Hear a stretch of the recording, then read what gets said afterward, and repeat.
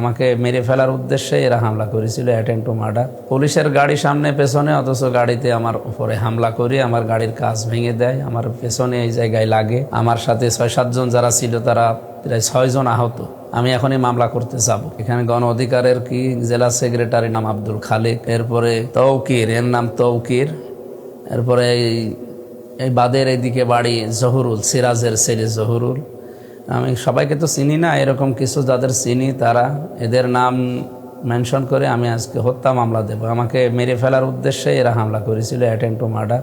আসসালামু আলাইকুম রহমতুল্লাহ। প্রিয় দেশবাসী, আজকে 15ই আগস্ট 2026 আমি সারাদিন কুষ্টিয়া বিশ্ববিদ্যালয়, ইসলামী বিশ্ববিদ্যালয়ের আশপাশ নিয়ে প্রায় হরিনারায়ণপুরের 9টা ওয়ার্ডে বিভিন্ন মানুষের খোঁজখবর নিয়েছি। সেখানে তাদের সমস্যাগুলো শুনেছি এবং সমাধান করার জন্য আমি চেষ্টা চালাবো বলেছি। সন্ধ্যা 6:30টার দিকে আমি ওখান থেকে আসি। 6 রাস্তার মোড়ে আসার পরে শুনি গণ অধিকার পরিষদ নামে প্রায় 12-13 জন লোক এখানে মিছিল করছে। আমাদের নামে উস্কানিমূলক কথা বলা, গালি দেওয়া, বাবা মা তুলে বিভিন্ন রকমের কথা বলছিল। আমি প্রথমে এসে থানায় ঢুকি। থানাতে ওসি সাহেবকে, সেকেন্ড ওসিকে নিয়ে আমার গাড়ির সামনে পেছনে ওনাদেরকে সাথে নিয়ে আসলাম। 6 রাস্তার মোড়ে আসতে আসতেই পুলিশের গাড়ি সামনে পেছনে, অথচ গাড়িতে আমার উপরে হামলা করে আমার গাড়ির কাঁচ ভেঙে দেয়, আমার পেছনে এই জায়গায় লাগে।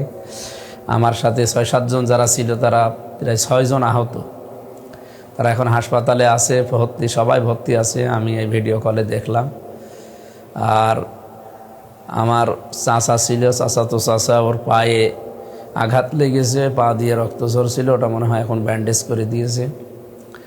বাকি তাৎক্ষণিক জেলা জামাত মনে হয় বিক্ষোভ মিছিল বের করার কথা বলছিল। পুলিশের ভূমিকা আমি সেরকম পাইনি, পুলিশ নীরব ভূমিকায় ছিল। আমি ঘটনা ঘটার প্রায় আধা ঘন্টা 25 মিনিট আগে হয়তো এসপিকে, ডিসিকে কল দিয়েছিলাম। ওনারা প্রায় 5-6 বার করে, এক একজনকে আমি 5 বার করে, এসপিকে 2-3 বার করে কল দিয়েছি, ডিসিকে ধরে নাই কেউ। ওনারা পরবর্তীতে ঘটনা ঘটার পরে ব্যাক করলো, বসে আমরা একটা মিটিংয়ে ছিলাম। আমি রেঞ্জ ডিআইজিকেও কল দিয়েছি, প্রধানমন্ত্রীর বিশেষ সহকারীকে কল দিয়েছি, আমার আমির জামাতকে জানিয়েছি। ওনারা ঘটনা শোনার পরে এটা পূর্ব পরিকল্পিত এবং এটা নেককারজনক ঘটনা। অবশ্যই এর পেছনে কারা কাজ করছে এটা আমরা জানি। যারা দেশকে অস্থিতিশীল করার জন্য চেষ্টায় আছেন, এর পরিণতি কিন্তু ভালো হবে না আপনাদের। আমি মামলা করব এখন।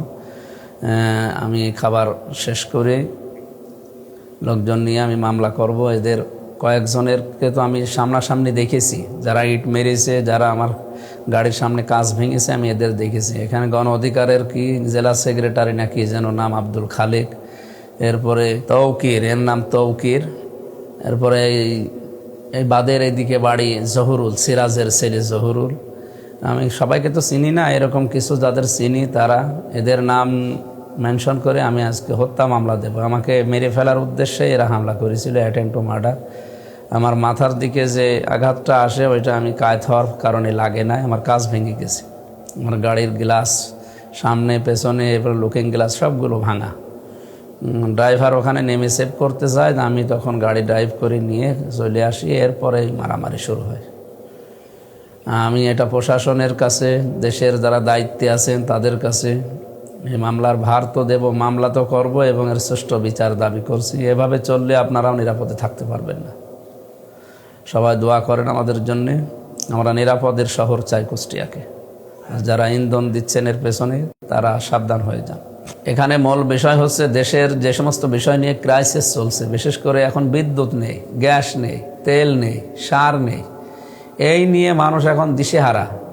দ্রব্যমূল্যের ঊর্ধ্বগতি চলছে, চারিদিকে হাহাকার লেগে গেছে প্রায়। আমার মনে হয় অনেককে দিয়ে পরিকল্পিতভাবেও এটা ধামাচাপা দেওয়ার জন্য বিভিন্ন ইস্যু সামনে নিয়ে আসতে পারে। এই সমস্ত ছোটোখাটো হামলা না, আমরা যারা ইসলামী আন্দোলন করি আমরা তো বিদায় নিয়ে এগুলো করি। সুতরাং আমাদেরকে ভয় দেখিয়ে হামলা করে মামলা করে লাভ নেই। আপনি আদর্শের মোকাবেলা আদর্শ দিয়ে করেন। এগুলো যদি না পারেন আপনি রাজনীতি ছেড়ে দেন। সুতরাং এই সমস্ত সন্ত্রাসীদের আমরা উপযুক্ত বিচার চাই। আমি এখনই মামলা করতে যাব। অ্যাটেম্প টু মার্ডার এবং আমার গাড়ি ভাঙচুর করা, আমার 6 জন কর্মীকে আহত করা, আমাকে মেরে ফেলার উদ্দেশ্যে যারা এগুলো করেছে আমি তাদের নামে মামলা দেব। আসসালামু আলাইকুম।